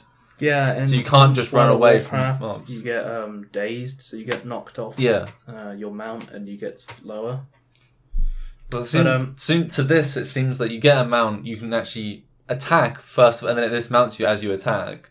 But to me, it seems that you can stay on your mount if you get attacked. You just can't fight back. Well, it says the mounts have one combat move. Yeah, which dismounts them. But it's like a way to get into combat. Yeah. I think it's actually a cool idea. Because for the longest time, Guild Wars 2 came out, and everyone's like, "Oh, where are the mounts?" And they said, "We're not having mounts. We're going to build like a massive, expansive world, and you're going to explore it. You're going to walk very slowly from one side to the other, or use your money to teleport." Which was really annoying. Which I think, when you make a new game, you don't want to give like flying straight. No, I understand not flying, but. Like, cause that completely changes everything. But I feel like mounts is important, or at least like a sprint. Because I like in the WoW Legion, you've got to explore it on the ground, and then you really appreciate flying when you get it, and you can fly above all this stuff. Yeah, but it seems to be kind of similar. I don't think there's any like outright flying mounts, but there's ones that can glide better. But your starting mounts are on the ground only. So it seems to be you have to level up to the more flying-like mounts, or the gliding mounts. Yeah, because originally they said they weren't going to add any mounts. Yeah, right at the start of Guild Wars, they said no mounts. And then they were Heart of Thorns like, we're adding gliders. And it's like, isn't that a mount? And then they're adding actual mounts to the game with Path of Fire. But the most interesting about mounts is in like World of Warcraft, they're purely cosmetic mounts. Yeah. But in Guild Wars 2, they're going for this kind of progression system. Yeah, so in Heart of Thorns, they added like a I guess a player progression system, and there's going to be more towards that. So you just keep leveling up like post level 80, which is the max level. Are you going to get the ultimate edition? Probably. I have £70 sitting around, I think. The Fire God returns. Who's the Fire God? Oh, it's the god you're trying to kill. Is he like the big chicken of this expansion? Yeah. Okay. Apparently in Guild Wars 1 you kill one of the gods. Really? Yeah, I didn't realise that. And they also had it like if you dance in front of him, you get instantly killed. Can I just say, Worgens from World of Warcraft and Char from Guild Wars 2 have this same running animation. No one can do good animal kind of werewolf hybrid. I actually really like the Char. I don't like them. Do you not? So these are the new mounts, because there's different ones. There's like the skate, the bunny rabbit. I want so the kangaroo. each of them has different abilities. Like I want the bunny rabbit. Do you? Yeah, I want to jump. Can I say I actually really like the look of the enemies in this. Like the gods like look is really cool. I think It looks like a cat. It looks like he's wearing a warframe. That guy. Yeah, I really actually like that. It looks like he's part of like a armor. Yeah, It's I've cool. got to make this transformative content so we don't get sued by Arena Net. Quick, we need a warp button that just like slowly like just warps it and spins it around. Hang on, I got it. Transformative content. Don't copyright strike us. I don't think they'll copy No, because I think they're actually pretty good. Do you for, think like, I could trailers. get around Nintendo just putting a massive Peter Molyneux on the screen? Maybe make like 50% transparency of both of them, so like overlapping each other. Yeah. Of just Peter Molyneux. There's like a specific trailer just for mounts that I do want to look at quickly because it's quite interesting. Is that the one they're talking about? And it's like, yeah. Because they have like individual abilities. I don't know how much. To us, mounts are so Much much more more sound. I don't know. Do we need that much sound? Its own places that it can get to. Oh yeah, you like the mounts pre- jumping puzzles. Yeah, they're Yeah, adding mount jumping. Which levels. actually sounds amazing, but I hate jumping puzzles. But it does sound cool. They showed off some of the designers that I really like that Colin guy that they used to have. You know the one I'm talking about. Yeah, I know who you're talking about. He's isn't he? Is he still Gil- there? No, he left. Yeah, he left. That feels It was bad. to He was actually really good. Colin Johansson. Yeah, he's amazing. He left in Where is he? early 2016. Where is he now? What's he working on? I don't know. Non-BioWare Mythic. What? He started working for Mythic Entertainment in 1997, which is now BioWare Mythic, and also worked for Zipper Interactive as well as Games Workshop. They're the Warhammer guys, aren't they? Yes. Yeah, they're Warhammer. Yeah, For sure. yeah. But I really liked him, but he left. It just kind of strengthens He was a great like feeling of face exploration to that we the He was game. like the community. He was like he did a bunch of like videos addressing the community, and then Yeah. they kind of lost that communication. They have really badly lost the community. Also, can I just say about this trailer, I really hate the buzzwords they use and stuff. Additional horizontal progression. So what the fuck does that mean? I think the one that's actually the most useful is probably what's it called? That one. The ray, Yeah. because it can hover basically. And I think hate it's the most water useful. combat. It's so badly progressed compared to on-land combat. I want to try the bunny rabbit because I think it's just going to be fun. Are you going to get this expansion? Yeah, for sure. Yeah. I've wanted mounts. My mount system, my idea for mounts, you know how like at the start of the game, like when you teleport, Is it's this like an engineer elite specialization? I believe so, yeah. But they're adding new. Yeah, sorry. Before I talk about what I was going to talk about, they're adding new elite specializations now for every class. each class. So it's now yeah. be 2 elite specializations. You only have 1 active at a time. But you get to choose from. So it's basically like an extra. They honestly act like different, like new classes, like added on to the original classes. I think that's actually really cool. I main Necromancer, which is now a Reaper because of elite specialization.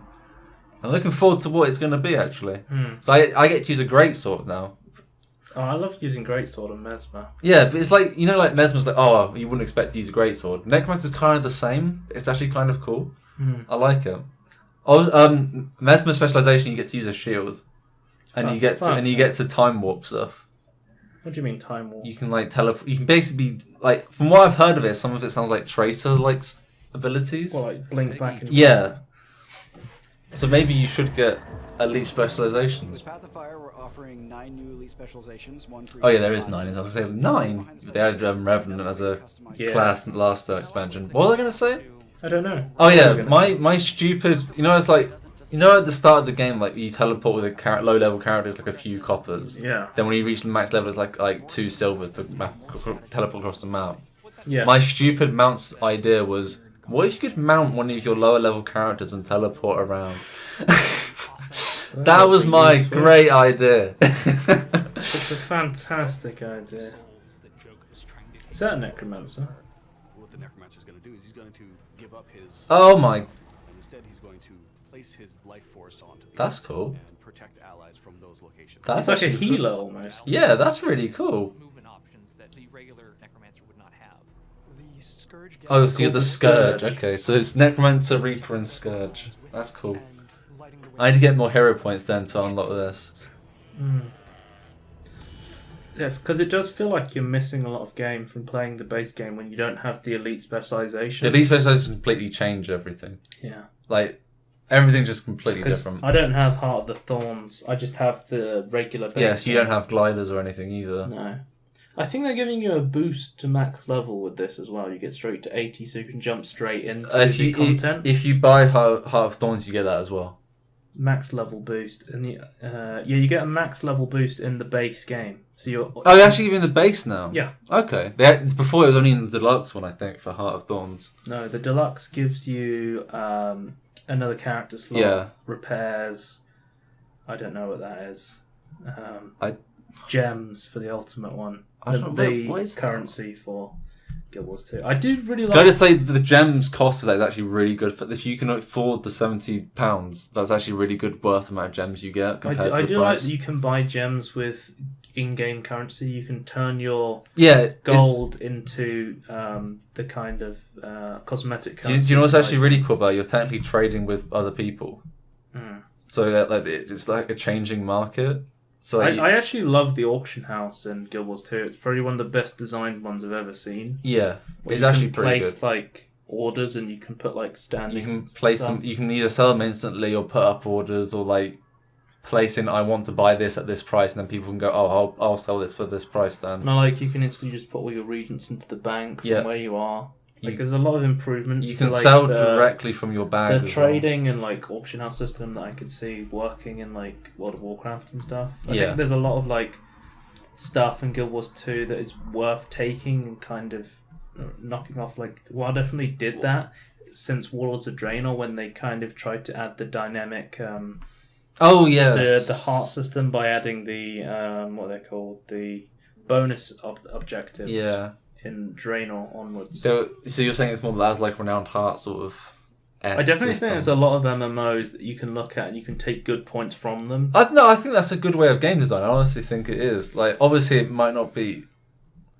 I feel like what Kevin MacLeod said. Like, if you just copy one thing, The Grand royalty-free music. No. Grand design guy. Oh, okay. So one of the like, think a couple of years ago, he's like around like this guy. Oh, he's going like at the end. He's like going around the finished house, and it's like going, oh, I copied that from this house. It's like he went. Yeah, it's not really copying. It's when you copy one thing, it's like copying one. If you copy lots of different things and make it your own, it's just inspired by the original things. You're your own new thing, and I think that's honestly a good way of doing a lot of games. Like, obviously, you should like think of your own creative ideas by yourself as well. But I don't see any problem with like looking at other people and like take individual aspects that you like and try and put it into Taking yours. the best bits of everything. Yeah, in your opinion. A good. Because it's still based upon what you perceive, and it's still like you creating it. And I think that is a good way of designing stuff. I don't think you should go, oh, I don't want to add this because it's already been done before. I think it's good to be able to go, oh, I like this bit, so I want to add that as well. I was talking about WoW because I was playing it recently. I recently started playing it again. I got the class mount for my order hall, and I got flying and. Were you playing with Matt by any chance? Yeah. Okay. Wrestling. So that. I saw him. He was on Discord. I saw him play it. Obviously, I don't have any They were going to friends have it on on the podcast last week. 2 weeks ago, but yes. Well, yeah, well, I said that last week, the last podcast, but he was ill. Unfortunately, he was. Wasn't he No, called in? he got called into work. Actually, He wasn't yeah. supposed to be in work, but he got Yeah. called in. But we'll have him on some point to shitpost about Ed Sheeran. Yeah, I'm still waiting for the Game of Thrones special with him. Anyway, next topic quickly. Corey Jasper from the BioWare team, a designer on many titles including Sonic Chronicles, Dragon Age Origins, Mass Effect 2 and 3, and most recently Anthem, has passed away. So, rest in peace, Corey. I don't know much about him, but No. it's bad.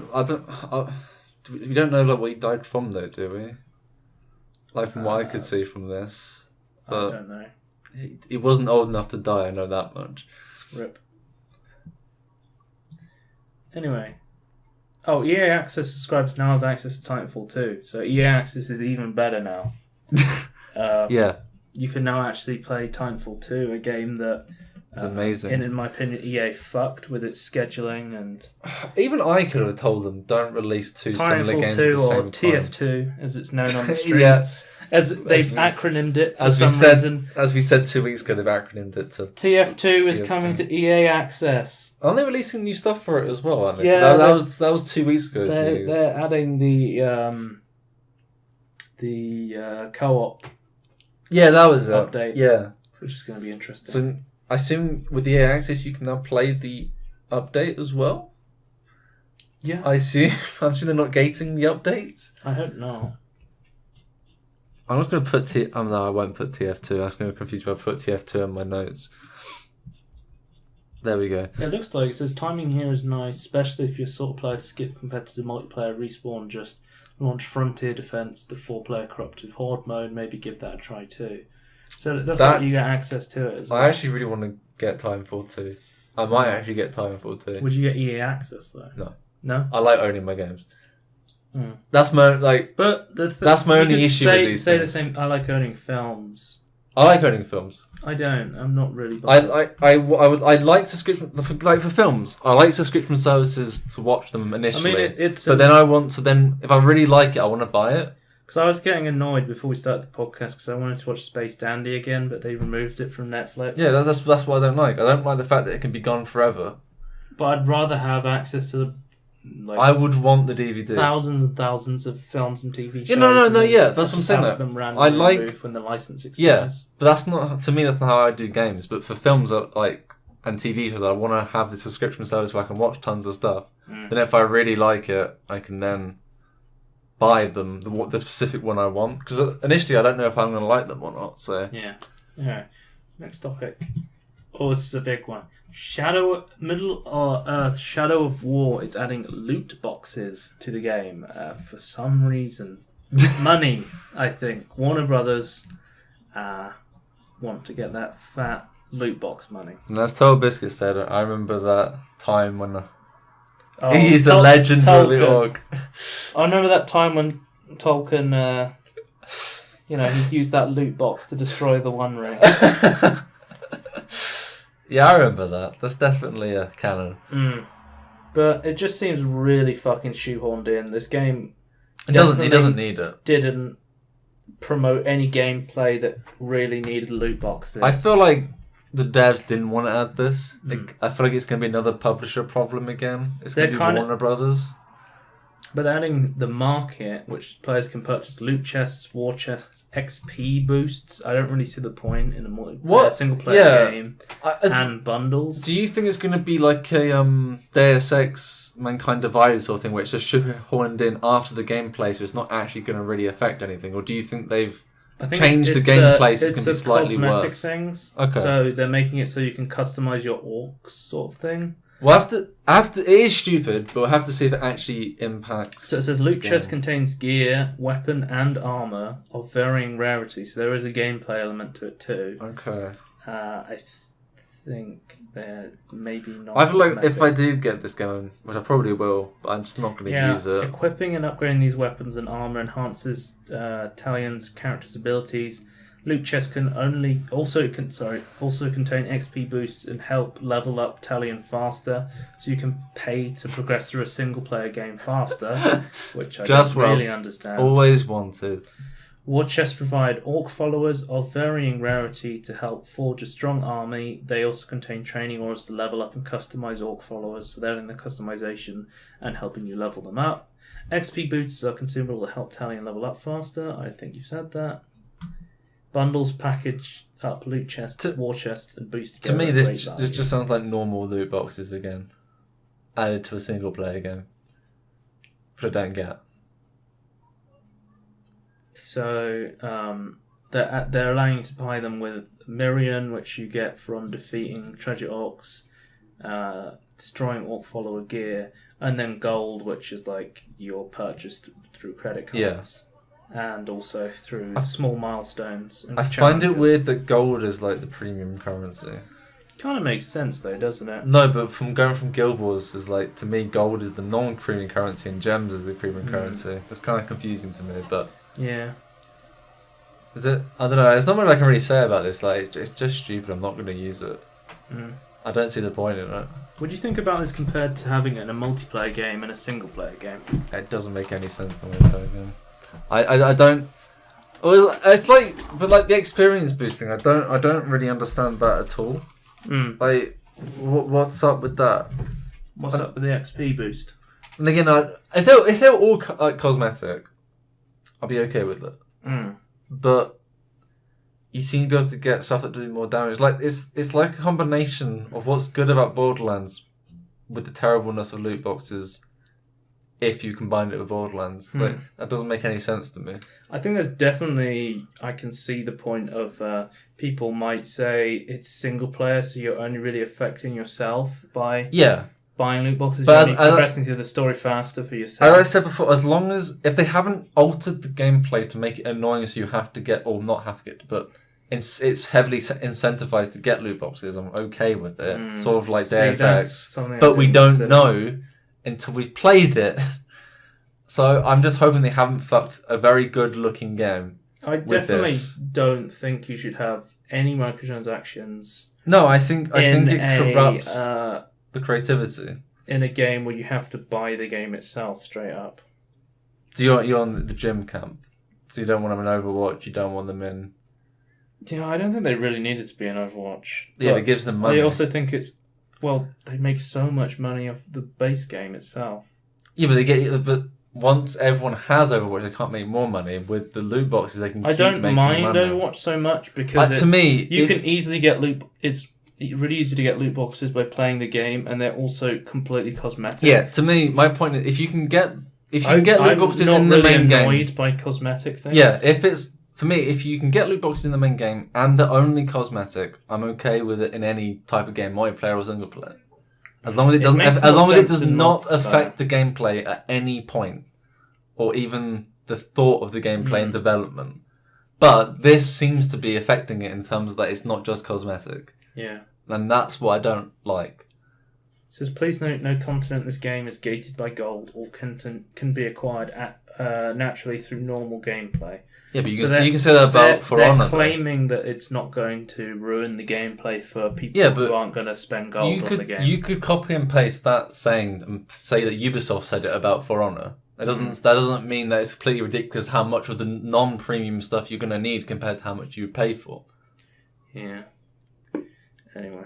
I think that's interesting. It's kind of soured me towards the game now. I'm definitely going to read the reviews to see what the game's going to... You should always read reviews. I'm always going to look at reviews and stuff, but I'm going to closely follow it around the time it comes out to see kind of what the system looks like and if something I want to engage with. What Toad Biscuit's opinion is of it, like, because he's quite good at normally like seeing like how things interact with the meta part of the game with like loot boxes and things and how he thinks it. Yeah, he's very good at breaking it down. But he's like also spends like hundreds of pounds on like that Star Trek mobile game. Is it? Oh, that stupid mobile game. Yeah. Oh my god. Star Wars Galaxy or something. Toad Biscuit, please stop. Not Star Wars, sorry, Star Trek. Star Trek. Because I know, hasn't he spent a lot of money on the Star Trek MMO as well? Yes. Star Trek mobile game. Whatever it's called. Timelines, is that the one? I think that might be like the mobile game that everyone puts a bunch of money into. Just because it's like a thing where he does it because you just love Star Trek so much. Yeah, I understand. He's put lots of money into the Star Trek MMO though, hasn't he? Like Star Trek Online. Anyway, That makes sense because it looks like a something great for game. Joe to be upset about. Razer launches a Chroma hardware development kit for RGB lovers. Why There's does now- it upset you though? You know how I feel about RGB. Yeah, no, but no one's forcing you to get it. They are. The globalists. It's an option you obviously don't want to go for, but some people like RGB. Yeah. Some of those people might be me.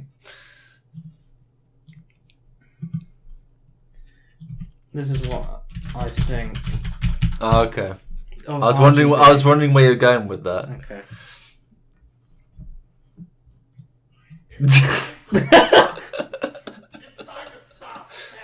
I just think To it's be gone fair- too far. We could download that video. We Yeah. could make the green screen transparent, add it as like another overlay, By we, do you mean You, me? yeah. And I also don't know how to do that. or make the green Or screen have transparent. advanced editing software. No, add it to the you've got the make it into like a little bit of a GIF, and then make the green transparent, which Oh, you can that do. on OBS? Yeah, As it's time to stop. yeah. I can look into that. But I'm not sure how feasible it will be when I need to pull up a little GIF of Filthy Frank going, "It's time to stop." You say that, but I always have to think of it's time to stop in some of these news segments. Gaming enthusiast Razer they're a gaming hardware company, right? They're not really gaming enthusiasts. So really, the enthusiasts for the people buying it, not them. They released the Razer Chroma hardware development kit, a HDK, a cutting-edge modular lighting solution for PC gamers and RGB lovers. The modular delivers all-in-one color customization that allows users to precisely control every single LED. It will be made available globally in the third quarter. It sounds amazing. I need to get myself an RGB mouse pad as well while I'm at it. RGB mouse pads. When will it... To be fair, it's also useful because it has like two USB But you know, like- slots. Like 3D must annoy you, like how you know like everything was 3D once and you're like, I don't want this, and it was kind of shoved down your throat. Yeah, but that's like saying like, oh, like all these games, like imagine if like PlayerUnknown Battlegrounds like, oh, you have to use RGB to do like part of the But I gameplay. can't- I would understand that. No, but you can kind of saying like this kind of the watchtower kind of go to towers, unlock more of the map kind Yeah. of system has been put into a lot of games now. But RGB isn't being put into games. It's been put stuff- into a lot of hardware I want to buy. I'm having to buy into RGB to use it. You could just not use the RGB though. Yeah, but the cutting edge software, like the Yeah. headset I have, it's the best But wireless headset I can get. why is it? But it's got RGB shoved into but it that I don't is it want. more expensive because of RGB? Though? Yeah, it is. Okay. It's an actual selling point for a lot of people. Right. That's my problem with RGB. You're saying that the niche for non-RGB stuff is And too small for you. I like being upset about things, and RGB upsets me because Okay. there's too much of it. I'm okay with customizing your PC and putting RGB lights in it. Don't get me wrong. So you're just I'm okay with putting RGB in your keyboard or your mouse, whatever. But when you have RGB on everything, Yeah. you're like a So fucking you- light bulb. Yeah, It's- but it's again, too I'm much. okay if that's fine. But I feel like the problem actually is that there are like the top tier stuff doesn't have a non-RGB version, but you think they should be, and I would agree with that.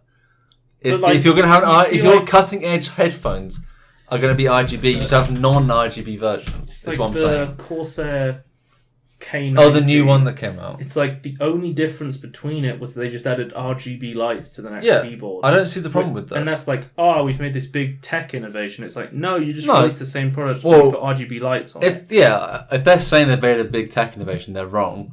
But I don't see a problem with that. Not them saying they made an innovation, but I mean, I don't mind it being the next I iteration think of it their was keyboards. it's the K95.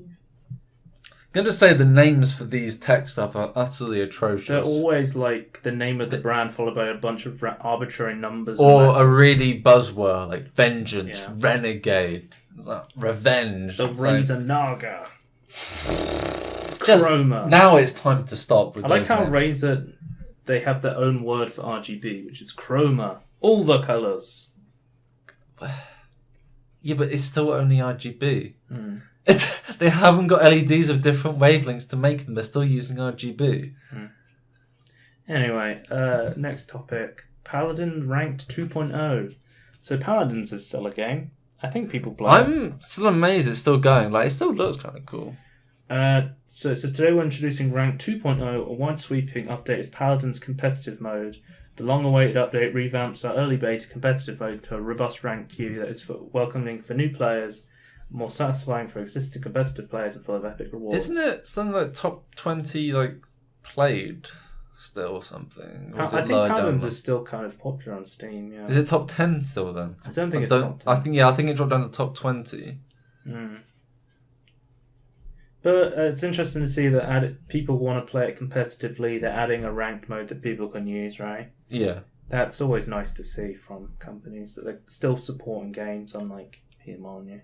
It always comes back to Peter Molyneux. Yeah. To be fair, we haven't talked about him for quite, other than at the end for quite a while now. The internet died while I was trying to load that. But anyway, they added the Mass Effect Andromeda 1.10 update. I asked Tony about it. He said he doesn't know anything about it. I tried to read this article, but I couldn't find anything about it. Pretty much. It seemed to be just fixing more stuff from what I could quickly read. The Kane95 was like essentially the same keyboard. Yeah. But they added RGB to it. Yeah, I don't see a problem with that. I was just though. showing you a picture of it. Yeah, I don't see a problem with that though.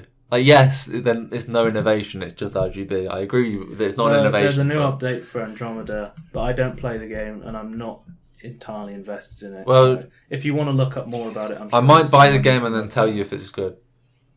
Next week, no, 2 weeks time. How are we doing on time? We got 20 minutes till maximum time in a minute. Well, what are we on now? 1 hour 40. Oh shit, we need to wrap this up.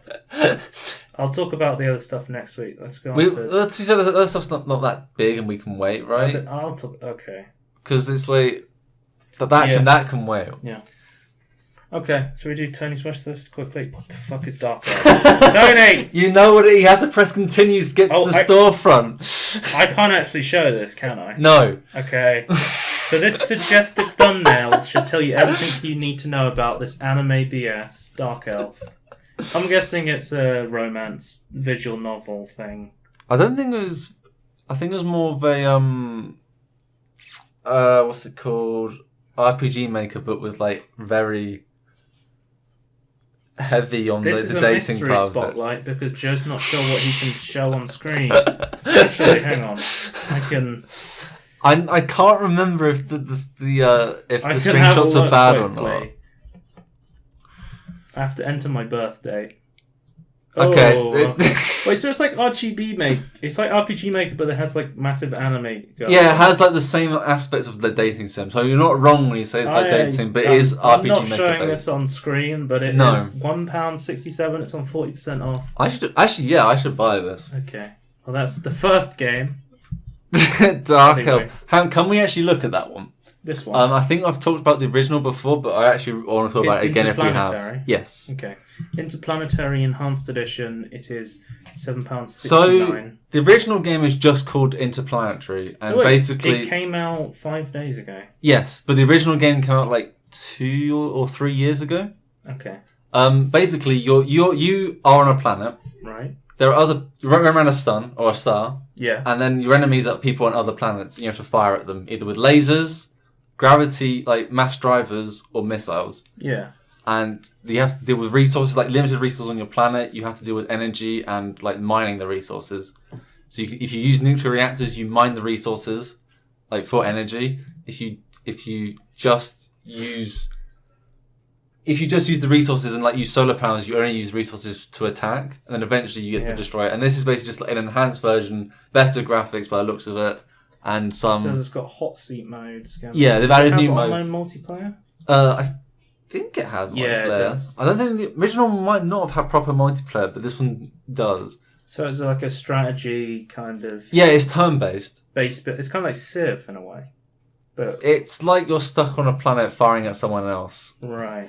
and then like other planets that aren't inhabited to get in the way, and you're trying to attack each other. And I actually think it's actually so cool. I would also say I think they've changed the tech tree to add some more stuff by the looks of it, but I could be wrong because that looks completely different from what I remember. But I could be completely wrong about that. £7.69. I think this is okay to be in your wish list. It looks kind of interesting if you're into those an, sort of games. And I think it's a really cool game. Okay.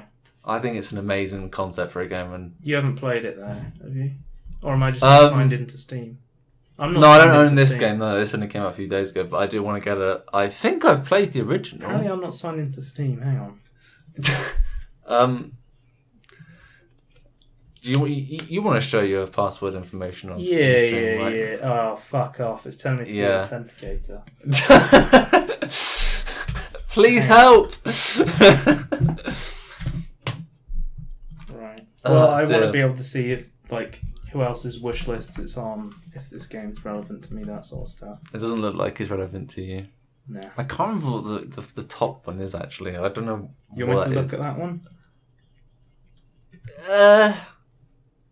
Yeah, sure.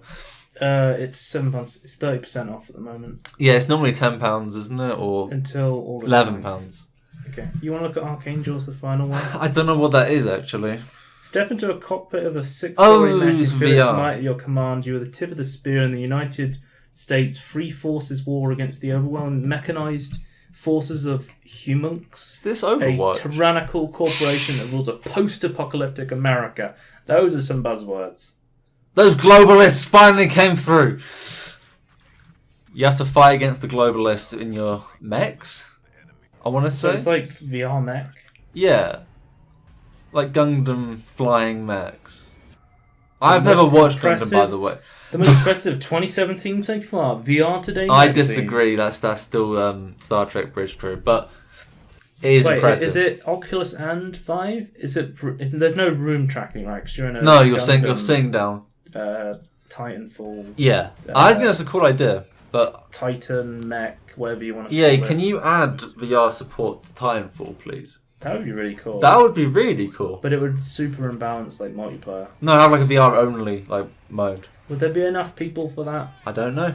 I I still think want it. you're but- underestimating how much time it takes to put into VR. I know it takes a lot of time, but there's also a single player, remember, for this and co-op now. Mm. So I think that I feel like it would be worth it. From my I saw I saw a GoFundMe today that was like it had 360 tracking VR support, and they put like 360 cameras on like a drone, and then you could race them against each other. okay, Or so you could race control the cars. drone yourself. Yeah, like remotely, and you get like a video feed, and you can watch it in VR with like a 360 camera. Has to technology control it. gone too far? I don't know if it was like legit because not many people backed the GoFundMe. Right. But yeah, maybe we'll talk about that if it becomes bigger and people back it.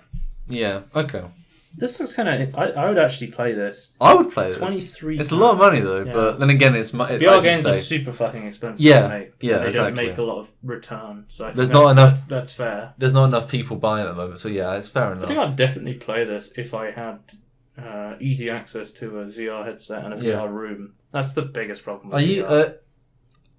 Would you be like if your like local library decided to have like a VR section? Would you go there often, or do you think it'd like always be like used? There's the thing about using a headset with lots of other people. Yeah, I wouldn't want to do that either. But I did.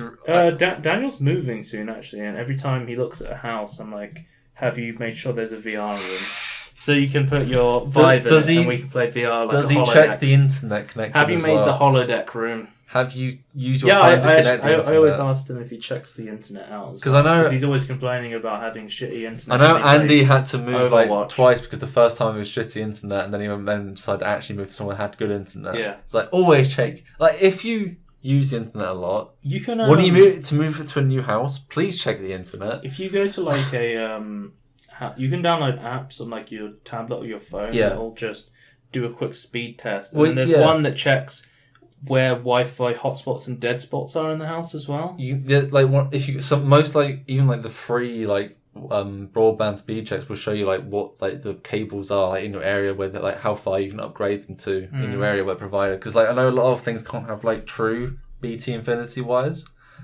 and I think in this country that like almost all of the connections are owned by BT and then everyone else rents from them. Okay, well that's the end of Tony's wish list.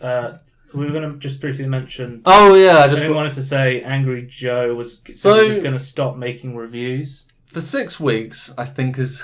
Yeah. The time might be wrong here, but basically for a certain amount of time he wants to not make. Was this the video?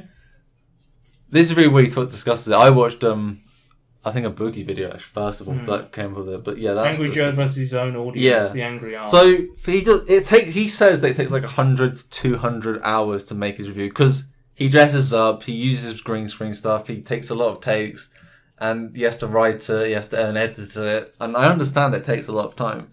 And he's like, I've been doing this. He says like his point being like, I've been doing this for like non-stop for like 8 years or 7 years or something ridiculous like that. It might be 8 years, I think. 'Cause it's like 2009, and he's like, I just want to take a break for like a month and a bit, and then apparently loads of his audience were getting upset about it, and I think that's kind of stupid. Yeah, I think. Well, there's always kind of this kind of conflict about what you want to do and what people want to see. Yeah, no, but it's, even and then what's if he the big said, audience? if he said we're not going to do them anymore, Mm. I would understand. But he didn't say that. He said he's just not going to do it for the new games coming out for the next month and a half. He's going to take a break after he's been doing this for so long. Yeah. Which I think is fine. I don't understand I know. people's problem with that. I think Angry Joe's he's a smart guy. He's a good reviewer, but I think for me, I don't personally watch his content because I'm not really interested in the long theatrics that go into a lot of his reviews. I watch reviews of games I'm never like interested in. Let me put it that way. I like just watching all of his reviews. Yeah. So when I first found him, I actually went back and watched all of his reviews. And most of the game's been out for like years and years by that point. But I'm not really the person to ask about what Angry Joe's audience wants and what he wants to do. But you watch him, so yeah, I'll say like this: like every 3 weeks he tends to read review. I know you don't really read YouTube comments, but do you read them sometimes on Joe's videos? No, because I like to read them and see what the consensus is about videos and stuff. But does it matter in this case though? Like, because he's just stopping for a month. He just stopped. Well, I think there is going to be a vocal minority. If they don't get through in the comments, they will get through in dislikes. But what's their problem though? How much was the video disliked? Just have a look. That was not too bad. 20,000. Which is that's quite bad. Actually. That's like 5 times more than he normally gets, I think.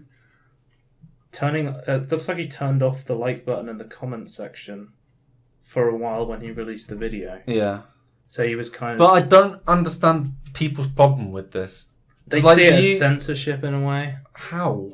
Because they're not being able to say, I don't like this change. Yeah, okay. Because he's saying, I'm making a change I want to do, even though I know it's against the audience, and then I'm going to turn off the audience way of communicating. Yeah, I guess that. But he's not making a change that the audience doesn't want. He's just taking a break from what the audience wants. Doesn't want him to take a break, is what I understand from the comments and the dislikes. And that seems really stupid to me. Like, you can take a break anytime you like. I don't know, I just think the whole situation is stupid. Like, if Angry Joe wants to make a break, it's entirely up to him. You're not entitled to more videos that you like from somebody. I think that's a really entitled way of thinking. Anyway, But that's what I want to say about it. So the Petermology tweet for this week is: most mobile games result in hot phones contributing towards global warming. My next game will be the first game to make your phone cold. So Peter's going out there and he's fighting global warming, one mobile game at a time. Just ignore the fact that you have to charge your phone to do that, but yes. Someone thermodynamically the game bricks your phone, ? That would be a good way to make sure it's always cold. Or it just breaks the phone. You can't recharge it. It doesn't use up energy. That's a good idea, actually. So terrible. That's the end of the podcast. You can reach us on YouTube and everything. Oh, can we talk about the last spotlight just briefly at the end? Roundabout, fucking fantastic. What do you say about it? That skeleton every fucking time. Yeah. Every fucking time I see it, and it gets I said this on Twitter, and to some of the people I sent the video, I said, this is by far my favourite spotlight. Yeah, so I think... Self-plug. Watch the Roundabout spotlight. It's a fantastic the perfect game. Combination of... Well, I think Slime Rancher was our previously best one, in my opinion, before this. Yeah, speaking about Slime Rancher, it's got so much press recently. It just released, and then tons of people start playing it. Because I know loads of people don't want to play a game until it's released out of early access, which is fair enough. Because when Prison Architect released, they got loads of press as well. I know they already had loads of press already. They got even more. I think from watching Super Bunny Hop's video on it, he released a couple of days ago. I think it's a very fair review. Hasn't Jim played it as well now? Like one of his plays. One of his squirty plays, is it? I don't think he calls them that anymore. No? No. I can have a look for you. Just quickly before the end. Slime Rancher, every night's a Gemicide. Gympressions. Yeah, okay. He doesn't do square plays that much anymore, I don't think. It's just Gympressions now. Because I think Gympressions are for, like, real games. Anyway, you can catch us at the Inbetween podcast on YouTube. vid.me/Inbetween podcast.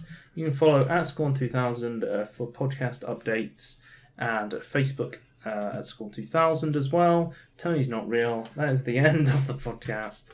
Goodbye. Bye.